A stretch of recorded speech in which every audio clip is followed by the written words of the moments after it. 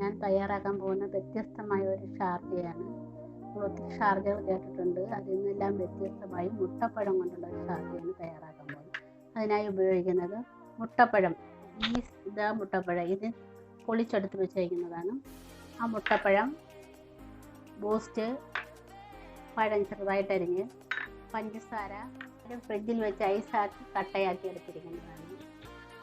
മിക്സിയുടെ ഒരു ജാറിലേക്ക് ഈ മുട്ടപ്പഴം തയ്യാറാക്കി വെച്ചിരിക്കുന്ന പൊടി ചേർക്കണം. ബൂസ്റ്റിൻ്റെ പൊടി,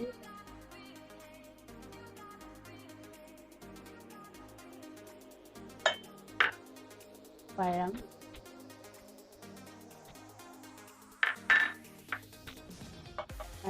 പഞ്ചസാര നമ്മുടെ മധുരത്തിനനുസരിച്ച് ഇടുക. ഇത്രയും തയ്യാറാക്കി കഴിഞ്ഞ് പല ഐസായിട്ട് ഇതിലേക്ക് ചേർക്കുന്നു. ചേർത്ത്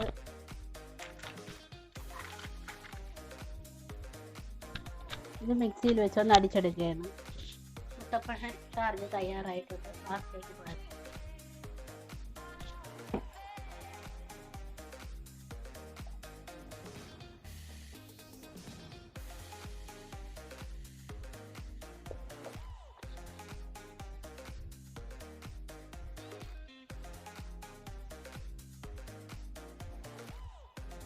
ഈ വീഡിയോ ഇഷ്ടപ്പെട്ടെങ്കിൽ വീട്ടിൽ നിങ്ങളൊന്ന് ചെയ്ത് നോക്കുക. അതിൻ്റെ ടേസ്റ്റ് നോക്കിയതിന് ശേഷം നിങ്ങൾ എനിക്ക് ലൈക്ക് ചെയ്യുക, സബ്സ്ക്രൈബ് ചെയ്യുക.